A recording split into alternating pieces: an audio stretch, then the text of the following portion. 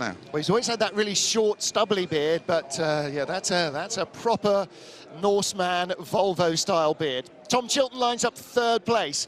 He's again back with Sebastian Loeb Racing. They're running 3 Citroens, no factory Citroen team this year, of course, and a 4th Citroen on the grid being run for Rob Huff by Munich Motorsport. And here is our front row. Now, of course, these guys were not actually 9th and 10th in qualifying, they were 11th and 12th, but with 2 cars from the top 10 being penalised, they move up for race 1, which means they move up onto the front row of the grid. Argentina's Esteban Guerrieri, very talented single-seater driver, turned to touring cars, had a first outing in Termas Rio Hondo last year, and he is being run by the Campos Motorsport team in their Chevy Cruze. And Tom Coronel, back with Royal Motorsport, back with the Chevrolet. Big update this year. They've painted the car rather than wrapped it, and that's it.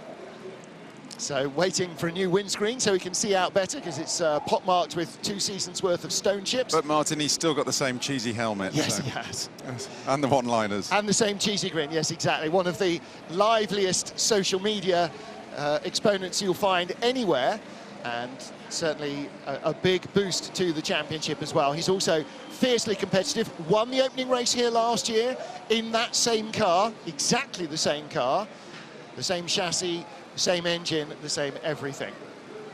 So tyres are being taken off the grid and the teams return to the garage. As we get ready for the 1-minute boards, the grid will be cleared. So even the cameras will depart and engines started. So Coronel knows how to deal with this pressure, doesn't he? Esteban Guerrieri on the outside of the front row. He knows he's got a great opportunity, but both Chevy drivers are fearful that their rivals will have better brakes for longer. Coronel and Guerrieri lead us away to start the season. Tom Chilton behind. Can he win this one in the SLR Citroen? What about Ted Björk? First race win for Volvo in race 1, or Nicky Katzberg might pay capital here. And what about Mehdi Benani? And then Rob Huff, his first ever race in a Citroen. Norbert Mikulits, Nestor Girolami and Thiago Montero round out the top 10 ahead of Daniel Naj, John Philippi, the penalised Rio Michigami and Jan Elache, and Aurelien Panis. They are our 15 cars ready to start here. Panis should have a teammate soon in RC Motorsport's second Lada. They're the cars run by the factory team last year, the Lada Granta Sport. So the cars leave the grid for what is a brief warm-up lap. Let's hear from Tom Coronel.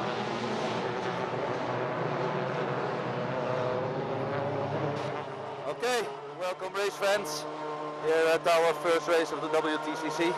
Yeah, as you see, I'm lucky because I'm starting from the pole position. We didn't expect that. In qualifying we weren't the best, but last year we also started here from the first position, and we won the race because the start is very important. As you see, it's a street circuit, everything very tight. Very, very, very small, very difficult to overtake. There are some possibilities, but then you have to take the risk, especially here, like the chicane, second gear, accelerate up to the long straight, to the back part of the track. Yeah, in qualifying I made here a few braking mistakes, so hopefully not this time. I'm happy. Everything feels well. We are in a good situation. And that always helps. This is the smallest part of the track. Here in the qualification I hit the wall, there's still the yellow paint on it. So I will be a little bit more relaxed here. And then the hairpin, very difficult for the braking. Good on the inside and the acceleration, easily wheel spin. Guys, only 2 corners for the start, so I'm very sorry. But see you after the race. I have to concentrate now. Thank you, Tom Coronel. The reference, Matt Neal, of course, to the yellow paint on the wall was where he brushed the wall with the right rear wheel arch in qualifying. A couple of drivers, about half a dozen drivers, lost wing mirrors on the tyre stacks, but Tom actually just had a little slap with the wall. However, perfectly poised. I mean, what a great position to be in as a driver to start the championship. pole position for the opening race of the year. Yeah, the margins are minuscule round here amongst these concrete walls. A bit of local wildlife there. Hopefully the concrete walls will keep them out. But the drivers, you know, getting these cars off the line is one of the toughest things to do, and they'll have a set amount of procedures they need to go through to want to get the tyres warm, the brakes warm, the clutch warm, but not too warm. So they have to sort of go through these procedures and do a few calculations literally in themselves, because they're not allowed the fully automated way that they are in Formula One. Some of it still has to be, they like to be able to make some errors.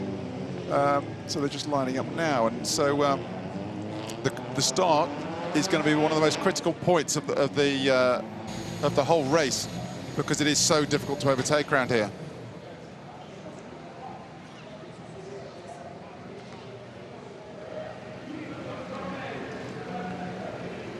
Green flag waves at the back of the grid. The race of Morocco is about to get underway. Tom Coronel on the right-hand side of your screen on pole position. Esteban Guerrieri.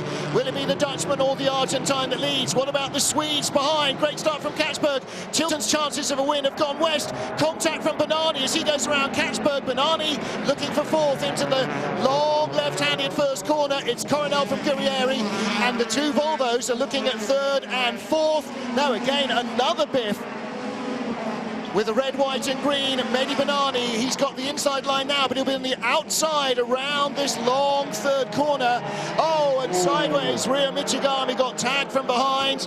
Coronel leads, and Guerrieri must go with him. I reckon we're going to have a safety car, Martin, because we've got the Lada still stuck on the grid. I don't know what's happened to it, whether it's transmission or what. Yann Lachet has not moved. You're right, there are furiously waved yellows down there, but he's stuck in the middle of the road. Bernani defending for fourth, bits coming off Nicky Katzberg's car, and Ted Björk already right on the heels of Esteban Guerrieri in second position. Björk in the blue Volvo, and there at the back, Aurelian Panis ahead of Tom Chilton. So Chilton made a very slow getaway as well. Aurelian Panis in the green and black. Or is he? No, that's not him. That's Daniel Naj. Oh, I could see John Philippi limping his way around there. So whether he's had contact, John Philippi's got the... a broken left front corner, so he'll be coming into the pits. His race is over. Jan Erlacher, has he had contact? No, how can Philippi have made contact from behind? There must be some sort of contact. There's some tyre marks on the grid, I can see. Yeah. Well, the pace car will pick him up, because they'll arrive here like a jar full of wasps otherwise. Well, they're running very slowly. There is Bruno Montero, our regular pace car driver in the Volvo safety car. So he picks up the field. Now, this is exactly what Tom Coronel and the crew did not need, because they wanted to get away. They're now going to have to make a break after the safety car period. Actually, Martin, this is exactly what Tom wants, because he can settle it all down, get everything all nice, warmed up, gentle, and he can afford to make a break, leaving Guerrieri. Right, let's take a look at the start. Jan Erlacher, oh, yeah. And he came around a near stationary John Philippi. He also clattered Nestor Girolami, who was down there at the back. So the damage, watch Erlacher right at the back. Philippi stalls, Erlacher's got no room to get through. Tight street circuit. In fact, I thought Erlacher had made contact on the left. Oh, gee! But in fact, somebody else had hit Girolami. Michigami was coming right to avoid the Volvo. Yeah. And they all lose their no claims bonus. And Michigami makes contact with Chilton under braking and just gets tagged sideways. The car already unbalanced there. And that is Jan Erlacher. So the young nephew of Ivan Muller is out of his first ever World Championship race. Let's listen. Hey mate, are you okay? Yeah, I'm okay. It was just impossible to avoid. There's something wrong with the car, it looks like, so don't drive it, just like stay there. We don't want to break it more, you understand?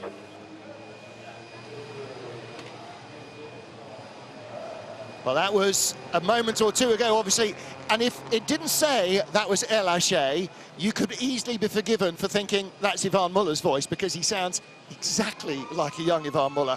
John Philippi's back in the pits. Coming in is Rio Michigami, just under our right window. Wounded as well. Yeah, he's got another broken arm on the steering, hasn't he? Yeah, that real trailing arm is... Right. I'm afraid Erlacher may not start race 2 either. That was a big impact on the right front corner of the Lada. And I'm afraid, there's his mum on the left, Kathy Muller. I'm afraid Erlacher is probably done for the day.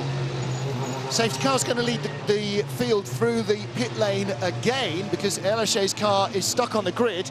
There's not a crane, and we're waiting for a flatbed truck to come round from one of the runoff areas to come and pick him up. Yeah, they've got flatbed trucks everywhere, so I'm surprised. Well, there are a couple at the far end of the pit lane, but they've got to come in and then they've probably got to go the full length of the circuit, Martin, because they're actually stationed at the end of the pit lane and they can't go. But they can come down the straight because all the cars are coming down the pit lane. Oh, you can't go the wrong way around, mate. Oh, yes, he is actually. Yeah. There we go. Yeah, no, he can because there's nobody coming down this way. So now he's got to do a three-point turn. You're not seeing it on your screen, but outside our window. And that's a really horrible way for El Lachet's race to end because no fault of his own. He made a good start, reacted instantly to John Philippe's stall, and Aurélien Panis was lucky to get through from behind because Michigami makes a shocking start. He'd have been through if Michigami hadn't gone right. And Panis then has to come through as well, on board with... Oh, who was that with the Volvo? Which Volvo was that? That's Nicky Katzberg. Oh, he's going around Chilton then. Yeah, trying to get around Chilton. And that this is Benani, 25, Mehdi Benani. So this is on board with Mehdi. He got a nudge there. He had another 2 nudges down into the hairpin at turn 3. Well, that was all arms and elbows for the first 50 metres, wasn't it? Crikey. And oh, now they've got the trolley dolly. Now, that was a much better idea. The team have come out with the little wheeled jacks, put the car up on its jacks, put the wheels under it, and now they're wheeling it in on casters back into the pit lane. The benefit of that, they can get it straight back in the garage and start working on it. And there's mum Kathy Muller, a resigned look on her face.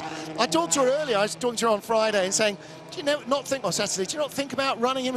No. It's bad enough being his mother watching him race. I don't want to be his team boss and his mother watching him race. That's far too many emotions going on there. Ryo Michigami, well, they'll work hard to get the steering arm on. You're probably going to have to drop part, at least, of the flat floor of the Honda to get that work done.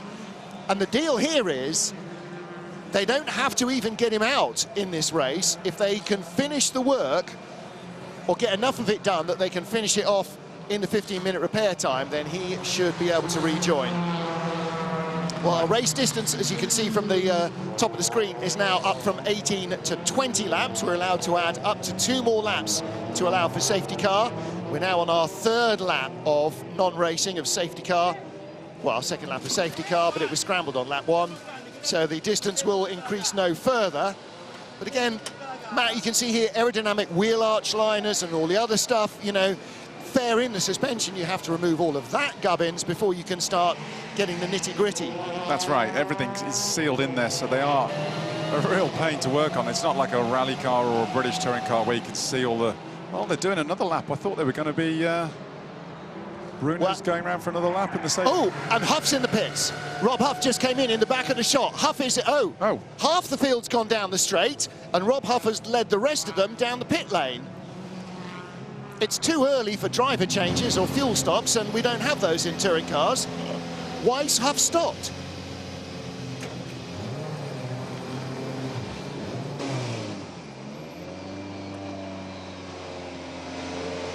Right, waiting to hear, but it's not coming. Overheating. He's overheating, and because he dived into the pit lane... Losing the power steering. We seem to be losing the power steering. Right, lots of smoke from under the bonnet. But because he dived into the pit lane, all the guys behind him followed him. Because they're unsighted, they don't know where everybody else has gone. Now they've got to try and catch up with the crocodile. Well, they've come round a blind corner, and suddenly, oh, we're going down the pit lane, just like we did the last 2 laps, so they followed him. So we now have 7 cars in the crocodile. And the others beetling around. A bunch trying to go at full whack, which I could see him from here. Absolutely on it, trying to catch him up. The reason Mirek sent them down the straight, our race director, was so that they could see the scene of the accident, be safe and happy that there was nothing there, and then he was going to get ready to release them. So he's now going to have to get Bruno to slow right down. No, he's already saying, right, OK, safety car will come in this lap. So Tom Coronel lights are off, it's exit sector 2. Tom Coronel and Esteban Guerrieri have to go the instant they come out of the final corner.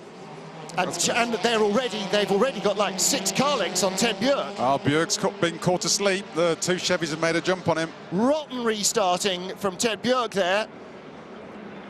Mehdi Benani in fourth, then the second of the blue Volvos. That's Nicky Katzberg ahead of Norbert Michelisz and Thiago Monteiro. So that's your 7-car group, and the rest of them now come streaming across the start line below us, as Coronel has the first of what will probably be many lockups there. You come for a long right-hander into a left-handed braking area, which is also going downhill. If they put a jump in it, it would make it harder for the car, but not an awful lot.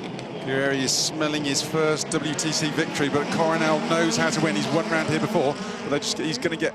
They've got about 2 or 3 laps on the brakes, holding out full whack, and then they're going to be very busy. He looks... Oh, it looks a handful already, doesn't it? Do you not notice how Guerrieri already on the first racing lap after the safety car pulled out of the slipstream immediately to get some cool air?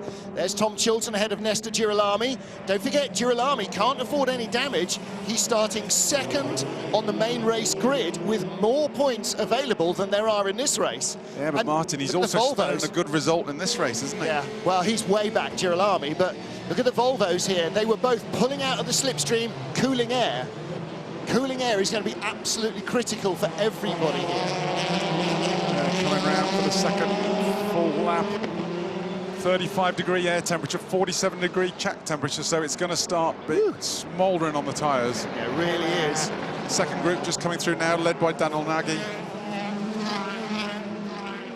Well, Daniel Nagy, I'm going out on a limb here. I can't remember him scoring points last year. This might be his maiden point score if he can continue in that position to the flag. Tom Chilton 9th, Nesta Girolami 10th will be in the points, but right at the sharp end, Tom Coronel, Esteban Guerrieri, and Ted Bjerk's closed up.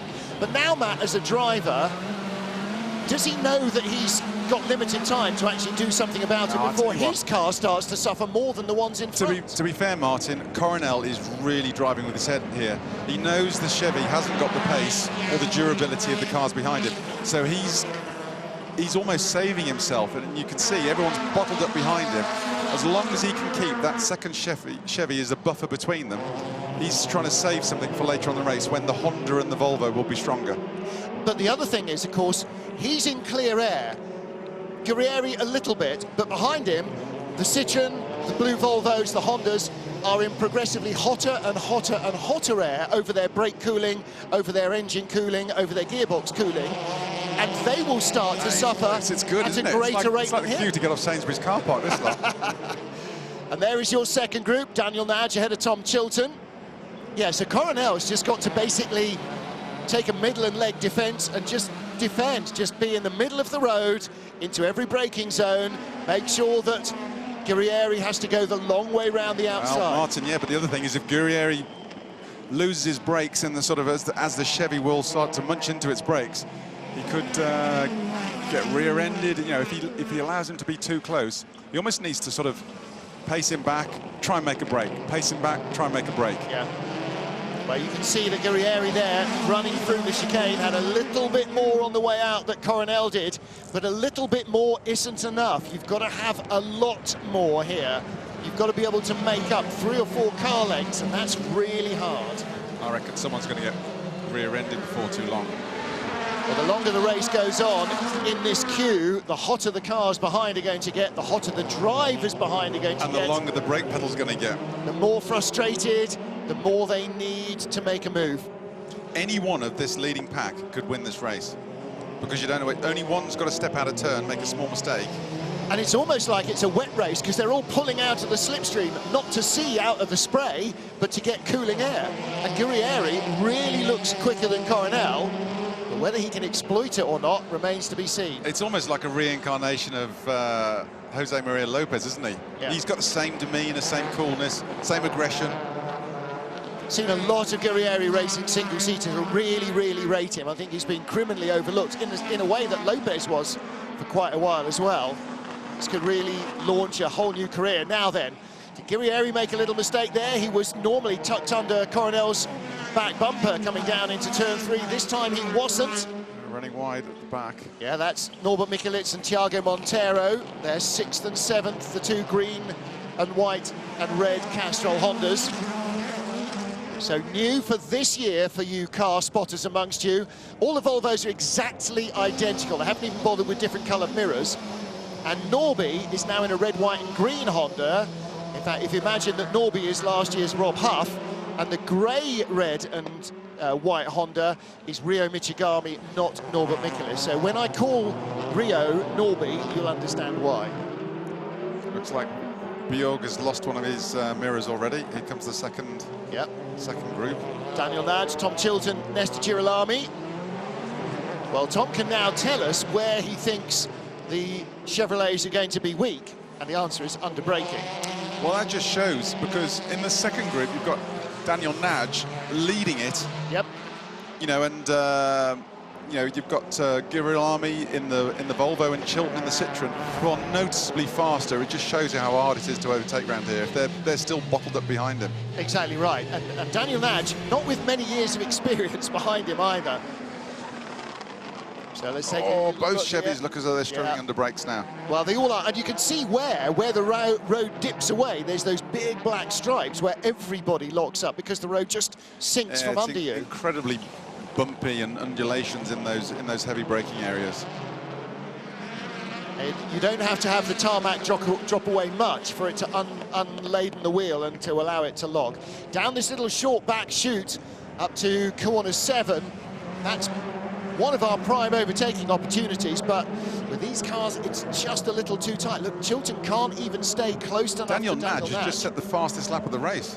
Good boy. So this second group is actually closing in on the lead pack. Well, Aurelian Panis is at the back of the field in the second Zengo Motorsport Honda. So his you can see they're closing in, Martin. Now we're all going to be in. Well, you know why? Because Daniel Nagy is leading them 1 minute 24.5. Coronel is 0.6 of a second slower. Coronel's best lap is 0.6 of a second slower.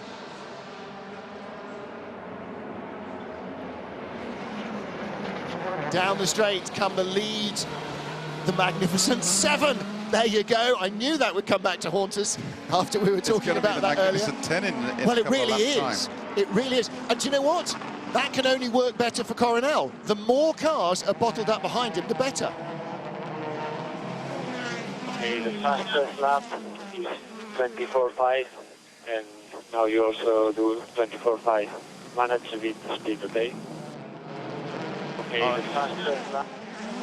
All right, well, Nesta Girolami being told, let's refocus here. Main race.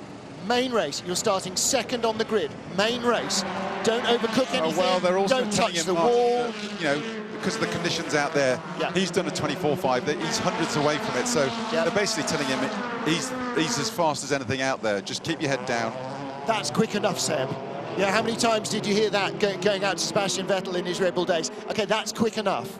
No more now. And that's what they're telling him, because if he oversteps the mark by even 2 or 3 inches, he might not have a car for race 2. Okay, this group 2, Daniel Nagy is actually pulling away from Chilton by the looks. Yep.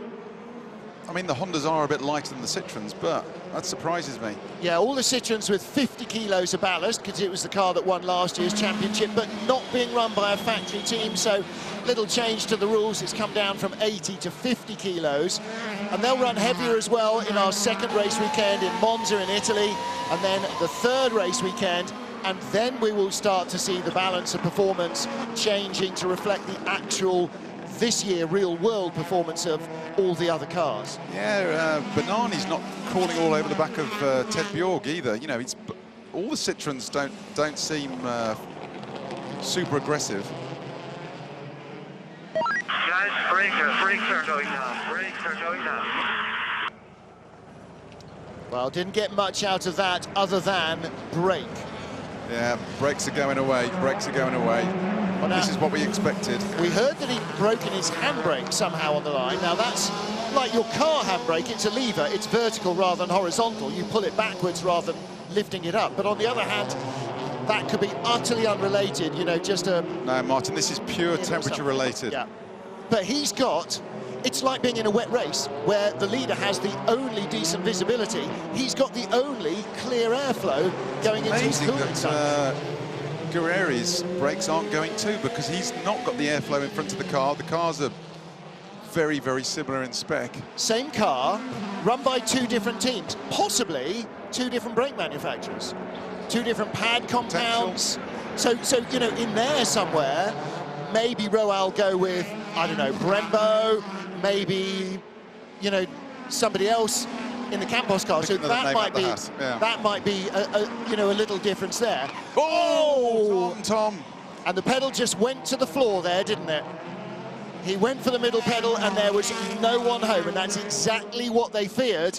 3 laps, they said, would be all that the Chevy brakes could deal with. He joins at the back of the queue, and so now an Argentine driver may end up winning the first race of the championship. And leading the championship. Oh boy, and not a 2-time Argentine touring car champion, Mr. Girolami.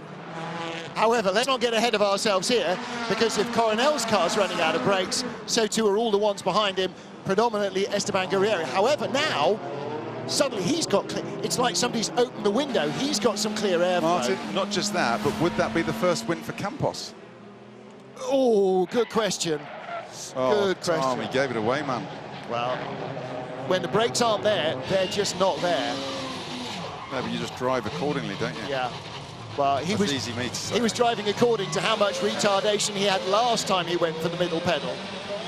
Remember, we used to get those footbox shots of Alain Menu.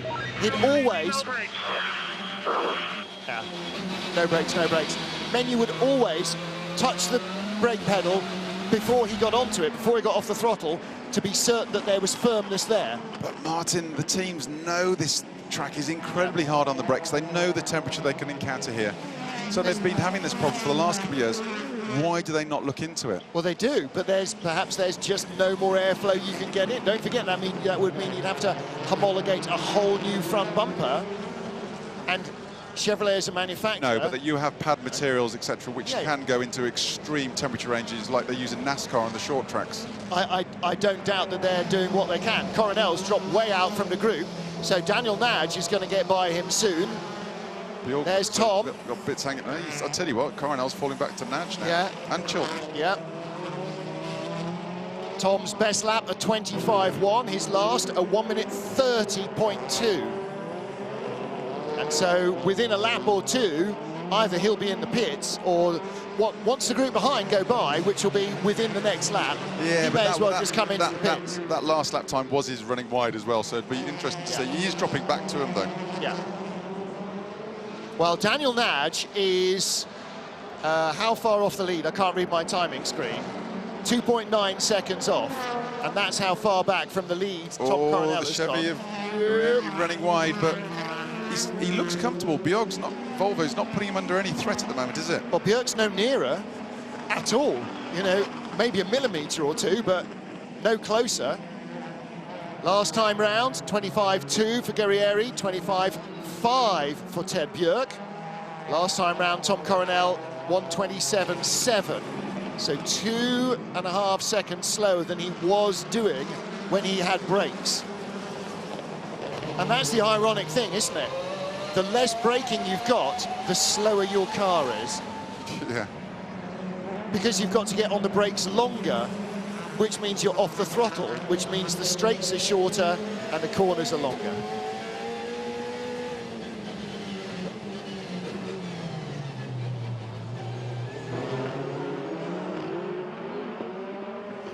You've got to expect Esteban Guerrieri's Chevy has got to run into similar sort of brake problems before long. Maybe he's just managing it a lot better.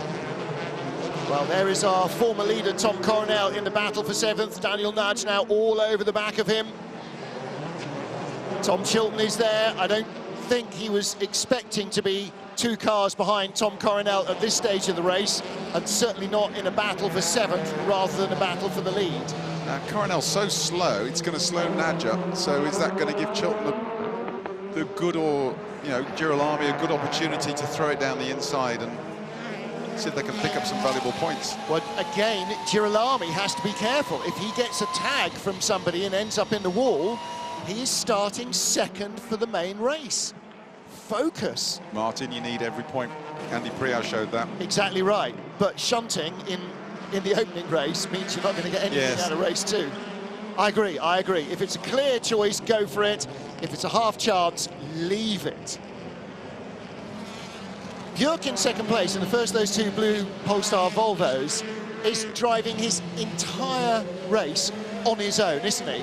Completely oblivious of what the Chevys are doing in terms of line or whatever. He is driving to maintain his car. He's on the other side of the track. He's in clear air. Look at him, he's paying no attention to what Chilton's doing. Oh, Chilton's having a go at Daniel Nagy. Good man. Exactly as you said, Nagy getting bottled up behind has slowed him down. Drag race Citroen against Honda down there. So Coronel and Chilton, former teammates. Chilton's got the inside. Yep. Can he get it stopped? Yes, he can. So Chilton now moves up to 8th place. Problem is, Chilton's now going to get bottled up behind Coronel. Now in 6th position, the back of this queue, is Thiago Monteiro, who is likely just sitting there going, la-di-da, la-di-da, points for 6th, and I'm on pole for the main race. That'll do. That's not a bad start to anybody's championship. Good move by Chilton, very opportunistic. Yeah. Just waiting for that moment where Daniel Nagy drifted wide, got alongside him down the back stretch, and then into turn 11, through he went. Oh, look at that. Nice clean move. Yep, there was room, there was no touch. Chilton made sure there was no touch on the exit as well. He wanted all the power on the road, and through he went. Now he's got to have a look at Coronel. Tom Coronel still doing 1:27.5s. That's restricting everybody behind. The race leader, Esteban Guerrieri, 1:25.5s. Campos team looking very excited. Well, actually, that's... So they know the race is going on. No, that's one of Tom's guys, isn't it, from Roal, down at Zengo. Oh, Nagy's coming back at Chilton again now. Yeah, but he's on the outside there, and that's not going to really work. Chilton, you can see his Citroen squirming under the brakes. Well, Nagy's now in the same position that Chilton was, isn't he, where he's stuck. You know, he's behind Chilton, he can afford to maybe throw a move down the inside. Guerrieri still leads, the gap is 0.6 of a second to Ted Björk. Björk is getting no closer, but Guerrieri there has a bigger lock-up than previously. 17 laps down. Well, John Philippi, good news for him is that Sebastian Loeb Racing have changed the front end of his car, rear end of his car, whichever it was, I forget now, and he has rejoined the race. Rob Huff still in the pits. There's John Philippi in the Oscaro Citroen. Must remember not to say Chevrolet this year. Jan Elache. The car, I'm sure, still in the RC Motorsport Lada garage. RC Motorsport, incidentally, is a team created by all the guys who were in the Lada camp last year. So they know the cars well. And Max, their chief engineer, is the guy who's leading that outfit. Esteban Guerrieri still leading. Coronel now getting a little hurry up from Tom Chilton. Chilton giving a bit of a rub under braking because Chilton's expecting to brake later and Coronel's having to brake earlier and earlier. Chilton also doesn't want to be jumped again by Daniel Nagy, does he? Want to be jumped. Yeah. Bad enough to go from 3rd position down to 8th without being bumped back down to 9th again. Back over the finish line, 3 laps to go for these boys. Well, Aurelian Panis still in the race in 11th, so just a little out of the points. But if anything goes wrong with any of these guys, Panis will score points on his debut. In fact, Chilton lost it under braking there, Matt, and slid into the back of Coronel. I think Coronel's just braking earlier and earlier and earlier, just trying to get his... Oh, he's through as well. Good move again. Now, unfortunately for Daniel Nagy, the door wasn't opened far enough by Tom Chilton sticking his foot in, and Coronel knew enough to let him go and then close the door behind him.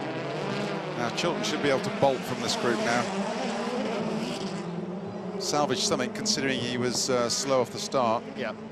So Chilton up to 7th place and just wants to get away, even a few car lengths would do, to get away from Tom Coronel. Esteban Guerrieri still leading by half a second. Ted Björk bringing the gap down a fraction. Completed 17 laps, this is lap 18. And here's the move here, Chilton down into the long left-hand hairpin corner 3. Got his nose in. Yep. Nicely done. There's Mum, Dad and the rest of the team watching.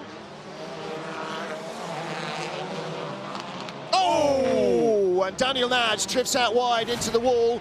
Doesn't damage the rear corner, it looks like. I think that's a little bit damaged, Martin. Now then, I said Aurelian Panis would be in the points if anything happens. Oh, Bjorg. Oh, and look at the other Volvo as well. Suddenly, Nicky Katzberg has a big lock-up as well. Daniel Nagy is off, and these are points potentially for his teammate Aurelian Panis. Yeah, finally the rear suspension broke, and there's Panis in the background, moving up into 10th place. Big smile on his dad's face. Not unsympathetic to Daniel Nagy's predicament, but it does mean that Olivier Panis' son is now into the points in his first race. And Aurelian Panis, Jan Elachet, the other rookie who's never driven in World Touring cars even once, he has got LMP3 experience. He raced in the Volkswagen Scirocco Cup on the DTM support program, so he's got roof over his head experience. Aurelian Panis is straight out of open-wheeler single-seaters into this on a street circuit. And Matt, the very worst thing he could do is overstep and destroy the car against the walls at any stage in the weekend. So he's been very conservative. I think all the younger drivers, Martin, have been impeccable so far. They've really stood up to the plate well. Well, unfortunately, we're hearing from RC Motorsport that damage is too much, and Jan Elachet will not be able to have his car fixed in time for the main race. So unfortunately for the young Frenchman, there will be no racing for him here in Marrakesh. It's a real shame because I thought he produced a good qualifying effort to go 10th fastest. They're going to leave the 99 car out of the way, Daniel Nagy. So everybody knows it's there. So that's final lap now, and Yep. that's yellow flag in that sector, so it's no overtaking there. All he's got to do is keep his head, and he's going to get his first touring car win. Well, we're ringing the changes, aren't we? After 3 years of domination by an Argentine driver who won the opening race of the season and was never headed, an Argentine driver is going to win the opening race of the season. I thought we got rid of that Argentinian flag for a bit. Well, we're just changing seats, aren't we? But Esteban Guerrieri, I have a very good point. Not sure whether Campos Racing have never won a World Touring Car Championship race, says Neil Hudson of Touring Car Times, though they won a few when they were sun-red. Good point in the Seat days. But for Campos Racing and for Esteban Guerrieri, victory in the opening race in Marrakesh. Ted Björk takes the podium in second place. Vamonos!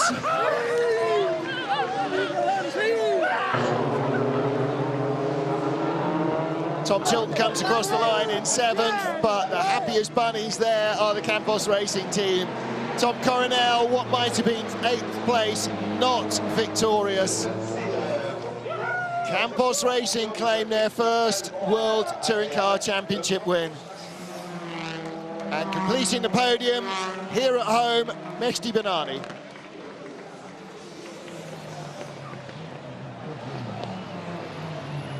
Well, there is something different, isn't there? Either behind the wheel, in what he's doing with the car, Esteban Guerrieri, or in the braking system somewhere, because his car held up all the way and Tom Coronel's car didn't. And Coronel had the advantage for half the race of clear airflow, better braking, cooling. But in the end, victory went to aggressive Esteban. Hot work. But you don't care so much if you're Guerrieri compared to if you're Coronel. Tom Coronel out of the car, but not, unfortunately, in winner's circle. Victory goes to the man who started second, Esteban Guerrieri. And Alex Legui is down with him in Parc Fermé. What a way to start the race for Campos Racing. What a way to start the season for Campos Racing. And this gentleman here, Esteban Guerrieri, congratulations. Thank you very much. Thank you. All the Team Campos made it possible. We just made a deal a couple of weeks ago to be here, and now we are winning the first race. So, well, it's some incredible feelings going through me. Thanks to my family, to all my friends in Argentina. They are watching through Fox Sports, of course. Thanks, everybody, and, well, now we prepare for the second one, but we have the first one in our pocket. Talk us through what went through your head when you saw poor old Tom Coronel losing his brakes. Yeah, well, I saw Tom locking up the rears quite a bit. it looked like he was having a bit of trouble with the brakes and with his balance, so I just waited.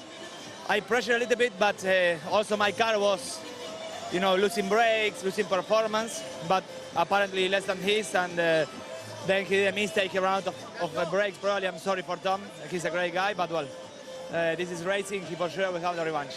Congratulations, great start to the season. Well, not just his friends and family, but Jose Maria Lopez also watching at home in Argentina. Martin, if you close your eyes, he even sounds like Pachito. Yeah. Well, he's got all the aggression, and like Pachito, a very solid single-seater background behind him. So, yeah, Jose Maria Lopez a minute ago tweeting his congratulations to Esteban Guerrieri. Victory in the World Touring Car Championship. Vamos, Bebu Girolami in the main race, he says. Well, Girolami is going to be starting on the outside of the front row of the grid, but Esteban Guerrieri at the moment is our championship leader with 25 points tucked in his back pocket. Rob Huff failed to complete the race. John Philippi did get back out. Huff didn't. Rio Michigami's car didn't. And Jan O'Shea, unfortunately, will not compete in race 2 either. But this is the key moment. Tom Coronel's brakes just vanished into the ether. The brake pedal went all the way to the floor.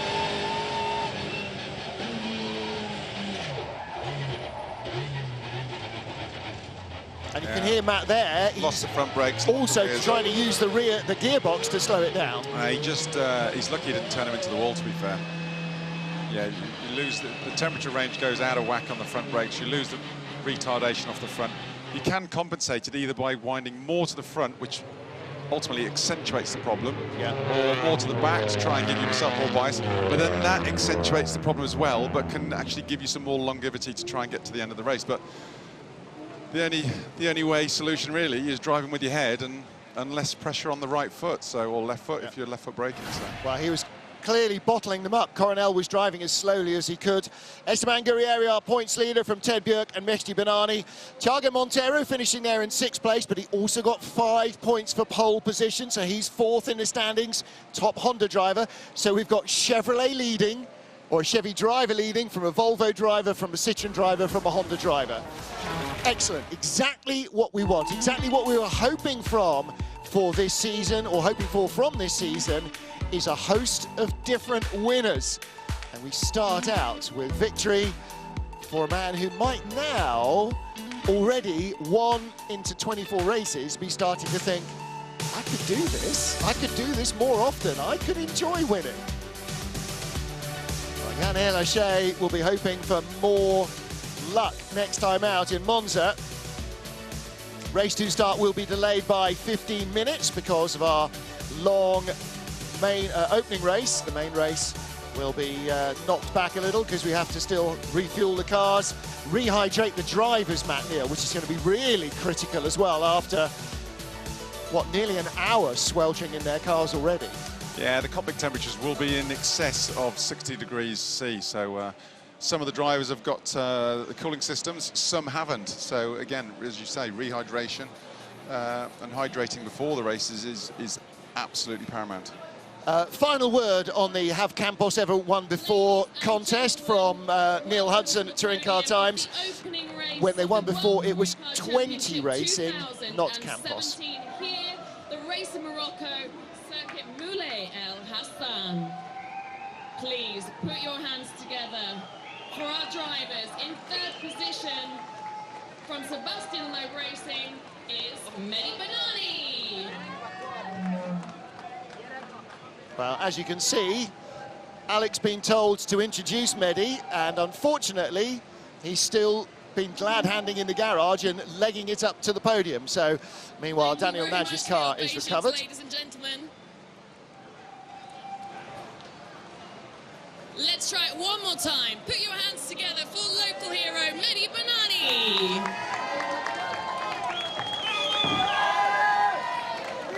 A good start to the season for Mehdi as well.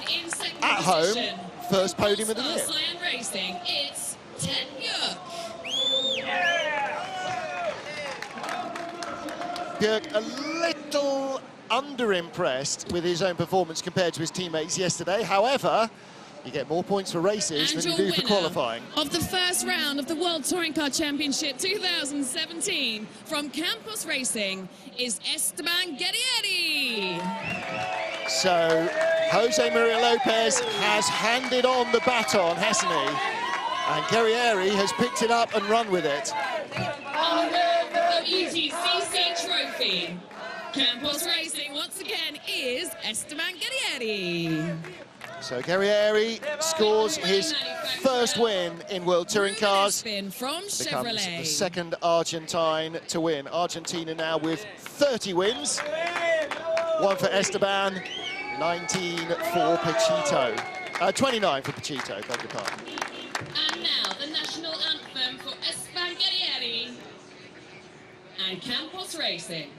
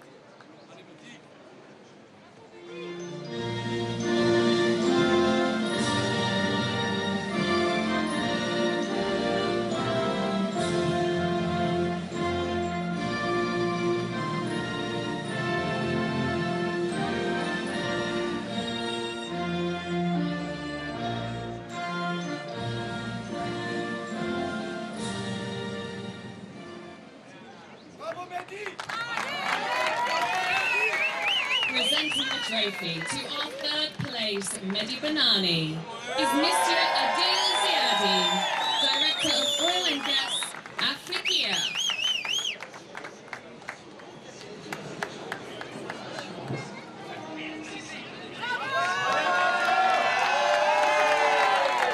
Well, what an emotional day for Mehdi Banani. Sadly lost his father during the winter and very nearly retired. Ziadi will also present our second position trophy to Ted Bjerg. No time for emotion just yet, though. There's another main race to be done. Ted Bjerg takes second place in the first race of the year. And the Mayor of the Communal Council of Marrakesh, Mr. Fouad Houri, will present the trophy to our winning driver, Esteban Guerrieri.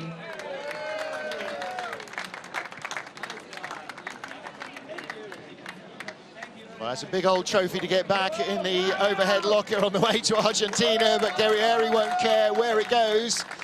He has his hands on his first World Touring Car Championship win.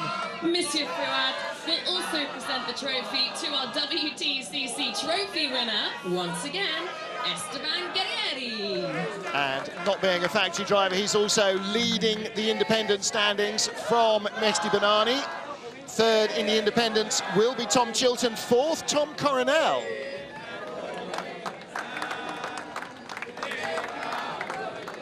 Mr. Fouad will now present the trophy to our winning manufacturer, to Chevrolet. So Campos Racing claim their first World Touring Car Championship race win. Chevrolet still winning. When did RML first put pen to paper on the Chevy Cruze? WTCC official photograph. Well, understandably, a lot of love here for Mehdi Banani. And there's a happy-looking podium, isn't it? So now a chance to get out of the heat, at least a little bit, peel off the overalls, and rehydrate themselves quickly.